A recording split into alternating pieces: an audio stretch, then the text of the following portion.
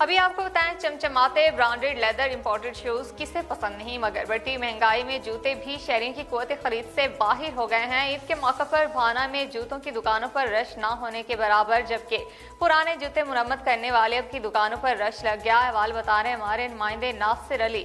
جی ناصر علی، آگاہ کیجیے گا۔ جی بالکل، نئے چمچماتے امپورٹڈ لیدر شوز کسے پسند نہیں، جبکہ بڑھتی ہوئی مہنگائی نے نئے جوتے غریب آدمی کی قوت خرید سے باہر کر دیے گئے ہیں۔ عید قریب ہے، دکانوں پر رش نہ ہونے کے برابر ہے۔ لوگوں نے پرانے جوتے ٹھیک کروانے کے لیے موچی کی دکان کا رخ کر لیا۔ میرے ساتھ دکاندار موجود ہیں، ان سے پوچھتے ہیں اس کی وجہ کیا۔ سر بتائیے گا کیا وجہ ہے، گاہک کیوں کم ہے؟ بسم اللہ الرحمن الرحیم۔ بھئی مہنگائی بھی اتنی ہو گئی ہے، کوئی لینے بھی نہیں آتا، اگر کوئی آ بھی جائے تو وہ خریدتا نہیں ہے۔ جو 1000 روپے کی چیز تھی وہ 2000 کی ہو گئی، جو 2000 والا شوز تھا وہ 3000 کا ہو گیا۔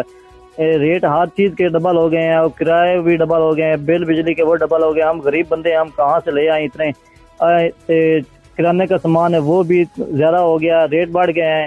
چینی 130 روپے کلو، گھی 600 روپے کلو ہو گیا ہے، اور بوتلیں ہیں وہ ان کا ریٹ بڑھ گیا۔ جو چیز بھی ہے غریب بندے کی پہنچ سے اوپر نکل گئی ہے، لہذا حکومت سے درخواست ہے کہ مہربانی کریں اور ریٹ کم کریں۔ اس حوالے سے میرے ساتھ یہاں پر ایک عورت جوتا لینے آئی ہیں، ان سے پوچھتے ہیں بھائی کیا کہنا چاہتے ہیں۔ بسم اللہ الرحمن الرحیم۔ میں جی جوتا لینا آئی ہاں جوتا لینا آئی ہاں تے 300 روپے دی اگے مل جاندی آ تے ہن 500 تے 700 روپے آندے پین تے 1000 روپے آ۔ میرے پاس پیسے نہیں آئے تے میں کدوں خرید لینی؟ پرانی جوتی پا کے موچی کو لو گڈوا کے ہن استعمال کرنی ہے۔